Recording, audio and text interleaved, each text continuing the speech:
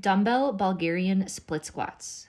So here we will adjust the setup and movement pattern to target and isolate the glutes.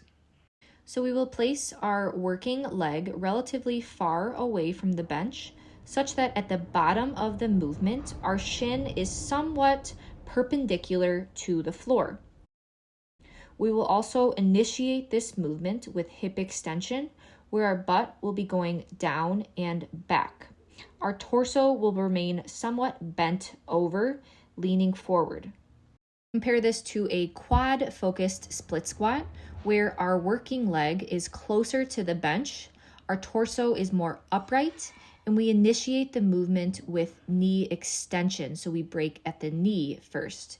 This will target the quads more. So here we compare a quad-focused split squat setup on the left to a glute-focused split squat setup on the right. So again, how we set up and initiate our movements will target and isolate different muscles. Here we want to focus on the glutes.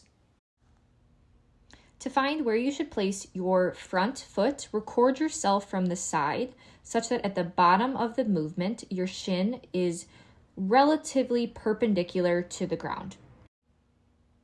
So you can mark that place on the ground and have your dumbbells set to your side. Place the non-working leg on a bench behind you.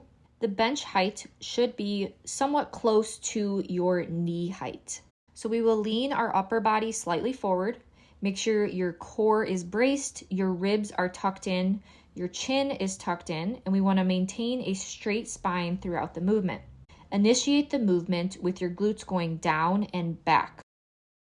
How far should I go down? Well, we want to make sure that our hips remain parallel to the ground, and we want to avoid the hip line dipping to the side at an angle. So, as low as we can go without a hip tilt. If using a bench is uncomfortable on your toes or your ankle, you can also use a lying leg curl machine or a leg extension machine with a soft pad. Just make sure that the height is, again, somewhat knee level. Some people find they're able to have more stability throughout the movement if they take their shoes off and they're pushing through their feet flat on the ground. So as you progress with these over time and you build glute strength, at some point your wrists and your grip strength are going to be the limiting factor, which is okay. Your glutes should be stronger than your grip.